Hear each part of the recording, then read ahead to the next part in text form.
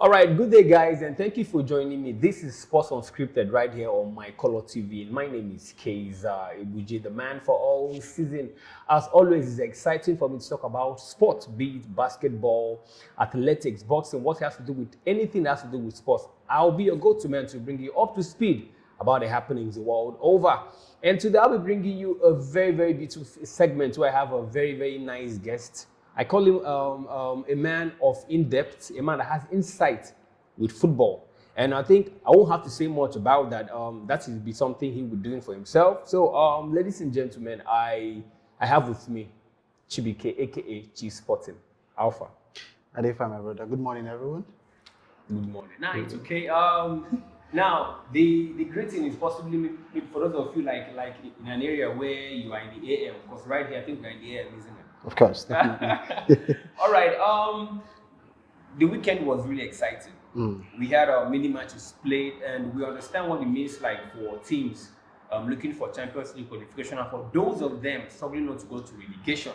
Now it's a battle for top one, a battle for relegation, and we saw teams like Chelsea. I mean, I think for Chelsea it was like a weekend of profound frustration. Really hoping that like they will have to capitalize winning Sheffield, but it turned out that they will be at the end of a 3-0 thrashing, which even me as well, while watching that game, I was really, really shocked seeing Chelsea concede such amount of goals at the hands of Sheffield. And again, in that particular match, now, before that game started, like many people thought that game was going to be a walkover for Chelsea, because we knew that, we all know that Sheffield United, like not a name, synonymous with having to maybe rack up many victories. Now, watching them sit seventh in Premier League table, like, does that surprise you? Sheffield United, no, it doesn't surprise me. I think they've been a team that have been fantastic for a lot of times. Okay. You get to see them in and out. I think they've been very horrible for some time. That's why they went into the game against Chelsea very strong and open for them to come counter Chelsea. We saw them in the FA Cup. I think they lost against Arsenal. Against Manchester United in the Premier League, they also lost. So another big team coming down to the stadium right there in Sheffield. It was a very tough one. So they have to do everything possible to take those points. And we know that they're looking forward to go to the Europa Cup, and that's very much important for them. Why would you like relegate the ambition to Europa League? Like, aren't you see them qualify for Champions League next season? No, it's too big for them. Why would you say that? Okay, now let's just say we have about 4 matches left to play. Yes. So like, you think like if they should put up this kind of performance they had against Chelsea, maybe winning their next 3 games, like they don't stand a chance to qualify for Champions League next season? While you're looking at also Sheffield United, you get to look at other teams. We have Leicester City, we have Chelsea, we also have Manchester United. Arsenal can also creep down to that particular position, so it's very vital. We have Tottenham also, and you want to also look at the 3 games remaining for Sheffield United. It's a very tough game. And Leicester City, despite the fact that Leicester have had a very bad form since the return of games after the COVID-19 era, you also want to see that they need that psychology under the man Brendan Rodgers to go forward. So I think it's going to be a tight one for Sheffield United.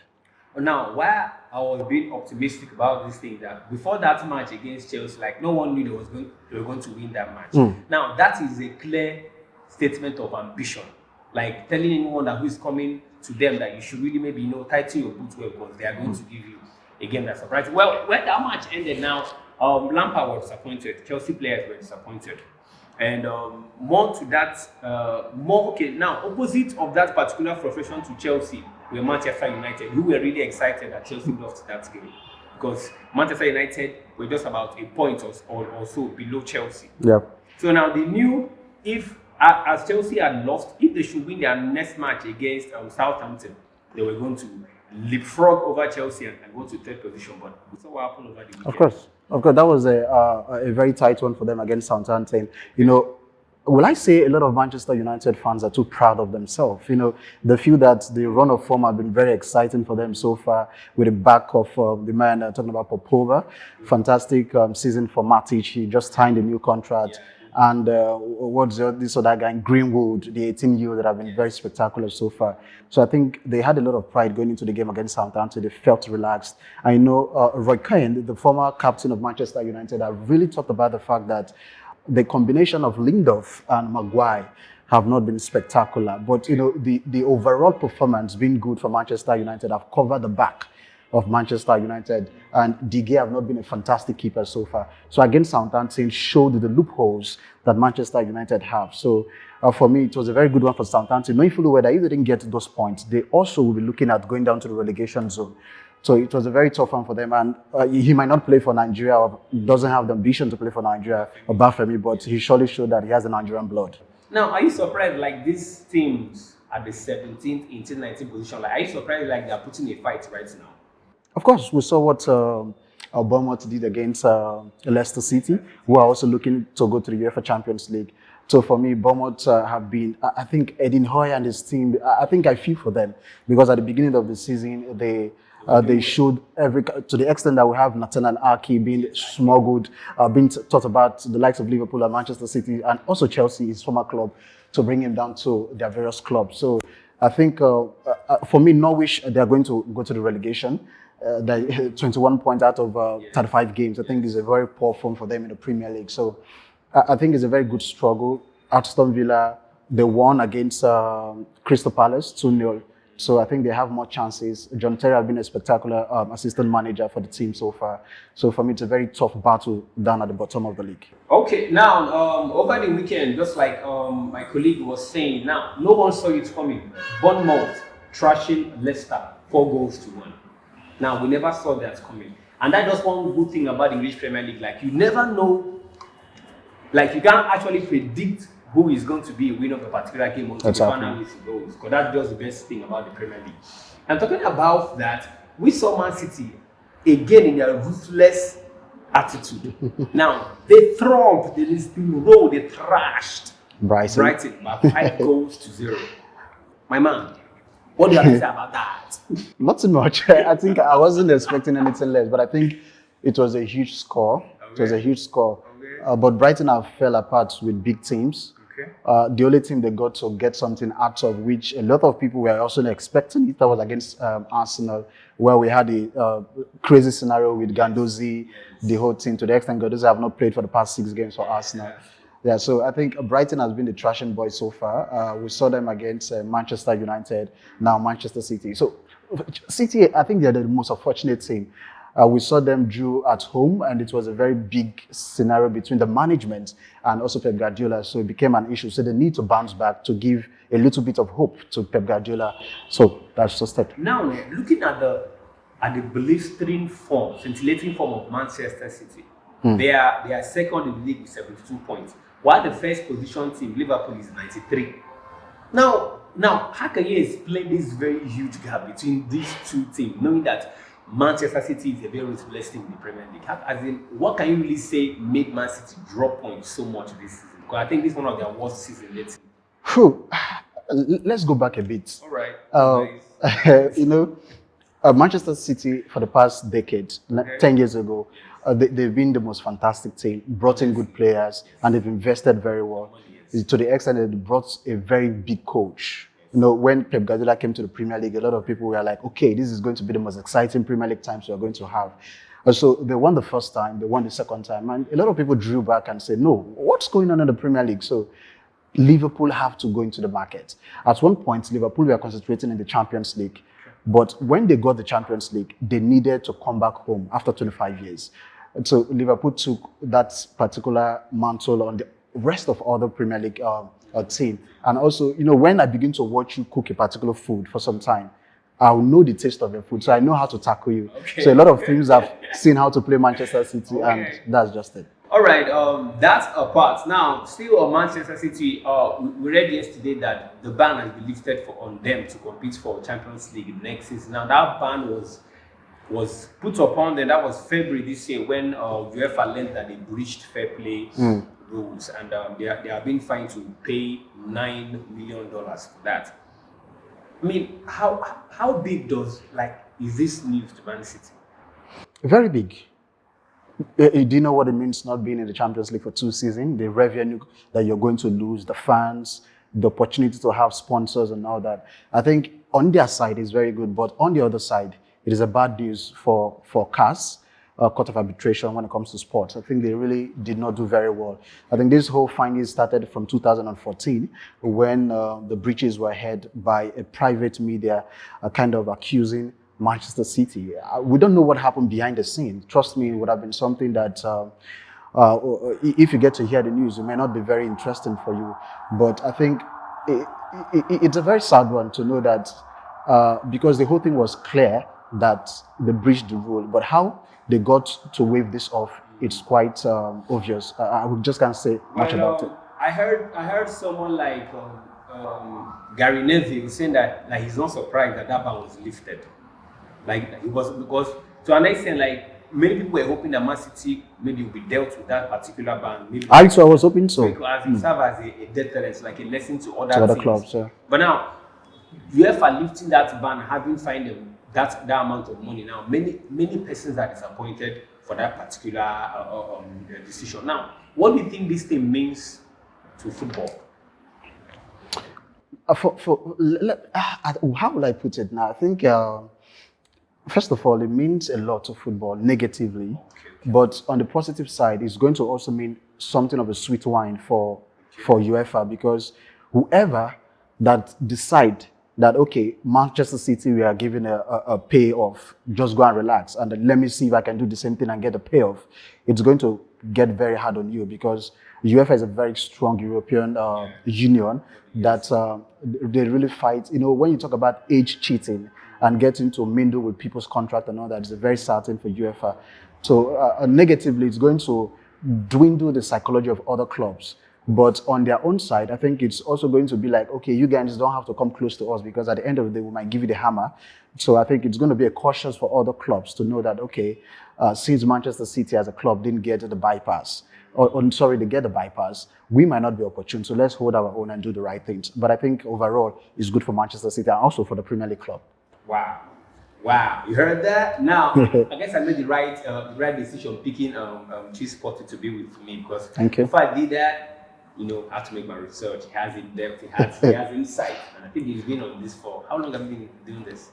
For some time now. Let's say 8 years, 6 years. It's been a long time. So you understand better now. Huh? All right. Still on football, Liverpool's coach Jurgen Klopp has admitted that he will be ending his career with Liverpool when his contract ends in the year 2024.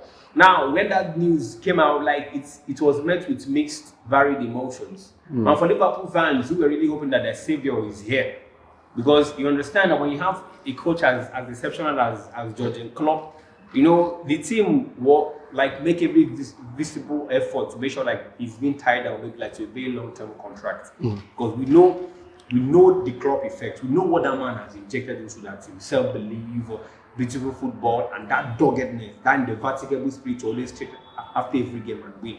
Now, what do you think this will mean to Liverpool, and how do you think Jurgen Klopp, will continue, or maybe like how do you think it's going to be life after Jurgen Klopp at Liverpool?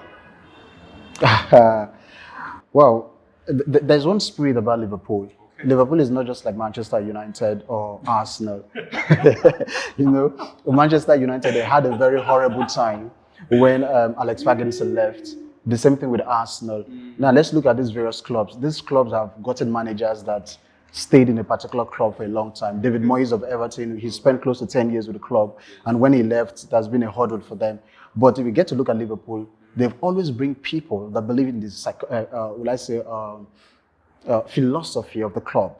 Okay. And since ever that they've gotten these various coaches, Jurgen Klopp has been the best fit for them. Okay. And for me, now let's look at how life is going to be after them. I think they are going to do very fine, because Liverpool have we are not alone spirits. Whoever comes in easily blends in. Okay. But for the Jurgen Klopp, I think going back to Germany, it's going to be an interest. I think he has an unfinished work in Germany. Yes. He didn't win the Champions League with Dortmund. So I don't know if he's going to do that, because he's reiterating the fact that he might join Mays, his old boy club.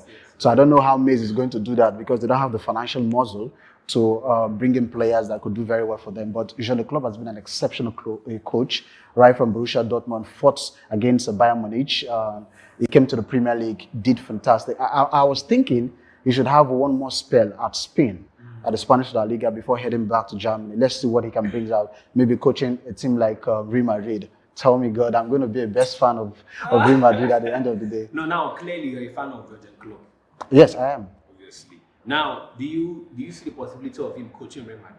Of course, there's a possibility. You know, they go for the best. Talking about Real Madrid. And you believe like Jurgen Klopp has put himself in that position of... What are you talking about, Uche? All right. No, I've been Klopp is, I think, after winning the Champions League, for me, he's the top 5 best coaches. Probably, are we going to see him in one of the national teams? Probably in Nigeria. I don't Being see the coach of Nigeria. But I think he's a fantastic coach. All right. Now the weekend, like we said earlier, was very, very scintillating. Have many matches being played. Now for the Spanish La Liga, we know what it means. It is a battle for the first 2 teams, Real Madrid and Barcelona. And ever since Real Madrid top Barcelona in that particular table, they have been firing on all cylinders. Yeah, in fact, there has been no reason for them to slack. Now they put in their sweat, tears, and blood to make sure they win every game because they know what a draw or even a loss might mean to them in that particular game. So that puts us in a position where I'll be getting a few insight from my friend. What do you have to make now? Do you still think Barcelona has a chance winning the Spanish La Liga, owing to the fact that they've been they've been through like a very rough patch lately, drawing and losing and all that. Okay, drawing basically. So now, do you think like there might be a chance for them winning the league? Of course, there's a chance for them. Okay. Till after Thursday, we might see what happens when Real Madrid get to play Villarreal. I think Villarreal, after losing to Barcelona, they lost the game. Was it Celta Vigo? They get to lose one of their team. It was a very tough one for them. But Barcelona have had internal crisis. I think between the main man per se, talking about Lionel Messi, and the coach Santiago. So it has been a very difficult time for them. But talking about Real Madrid, I think there's this thing about Real Madrid. They have, will I say, 2 different teams that can match any team in the world. Just like in the Premier League, we have Manchester City. Their 2 teams are both fantastic. So just like we didn't see Marcelo during the game against Granada that they won 2-1. We saw Mendy. Mendy came in and he scored a goal. Karim Benzema has been very fantastic. One of the leading scorers in the Spanish La Liga. So for Zizou, the coach, Zinedine Zidane, I think he has put himself in the limelight, history-making coach, not just winning the Champions League. I think it's going to be a very fantastic moment on Thursday if they get to win against Villarreal. Just one of the coaches that has won the Champions League and also the Premier League, and also he was once a member, when I talk about a member, a player of Real Madrid as a club. Okay, there's been this friction between Zidane and Gareth Bale. It's been there for a while. And the last match they won, we saw a clip where when the match was going on, Gareth Bale had a mask covering his eyes. Now, when Zidane made the 5th substitution, Gareth Bale removed that mask and started laughing. Now, we understand that it happens like this, like virtually every team. Talking about, okay, like Arteta of Arsenal, the coach, and Mesut Ozil. They are big player, yet he's not playing. And even though the coach has been given reasons of Ozil having a back problem, we understand that it is beyond that. And this is just the case we have between Zinedine Zidane and Gareth Bale. Now, how do you tend to really understand this kind of relationship between top players and their coaches having frictions? Respect.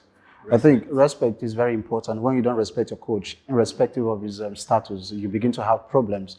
We saw the man Eden Hazard, he came from Chelsea down to Real Madrid. Injury crisis, but the coach still understands what it means to have a fantastic player.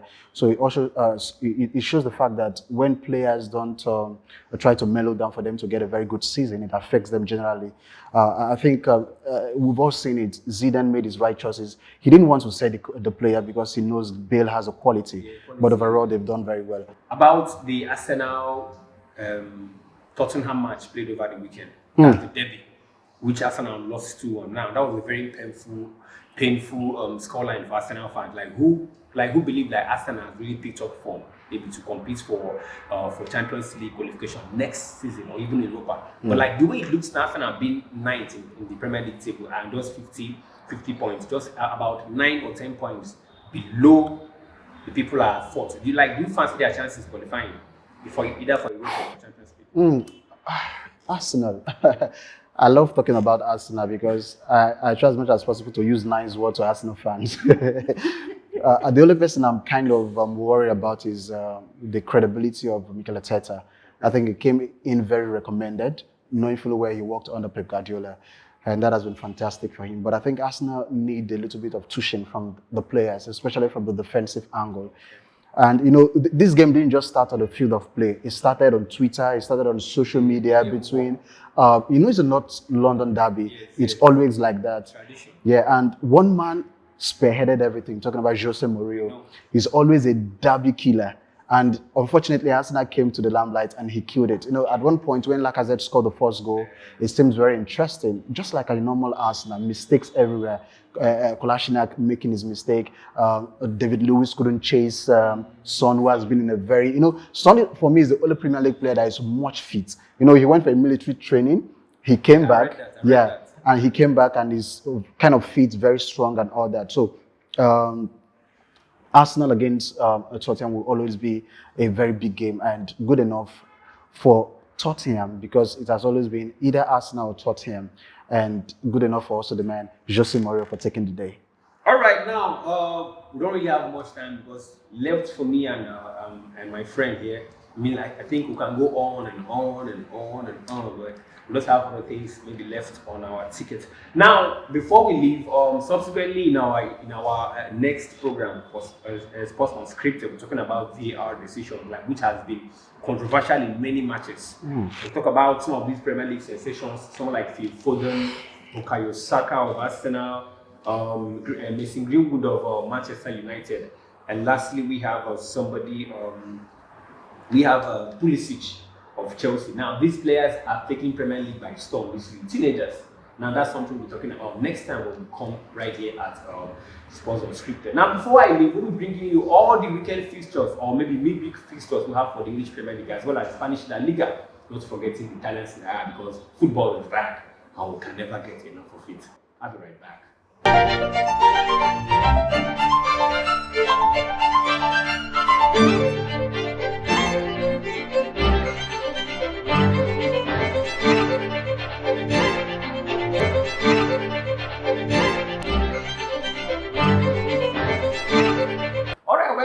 Welcome back, guys.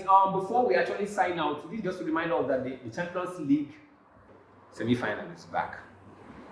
Okay, well we have teams like Man City playing Juventus, Lyon going away to Real Madrid. We have Atletico Madrid going away to RB Leipzig, Barcelona hosting Bayern Munich, very very crunchy encounter. Napoli playing Chelsea, and we have Paris Saint-Germain playing Atalanta.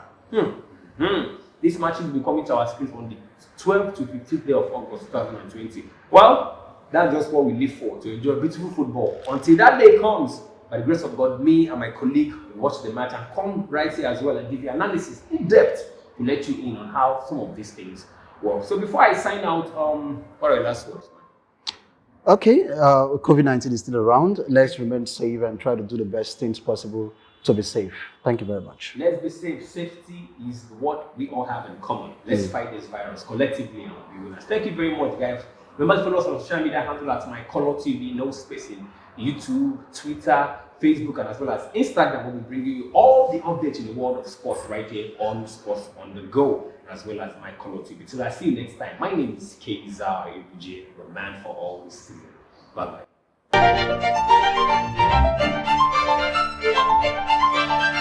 MyColorTV, life in living color.